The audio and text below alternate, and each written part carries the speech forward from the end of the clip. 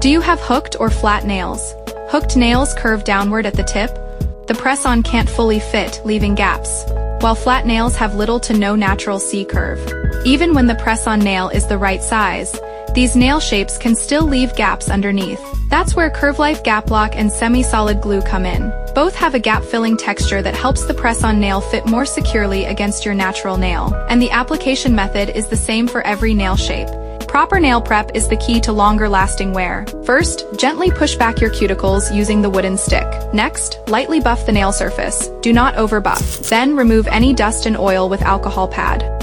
Start with an amount of glue about 1/3 the size of your nail surface. Place the press-on at a 45-degree angle. Keep control of the bottom edge so the glue doesn't spill out. Press down slowly from back to front, hold for 30 seconds, and don't press again. This method helps naturally fill any gaps or uneven areas on the nail surface. No air bubbles, no gaps, no fake-looking finish.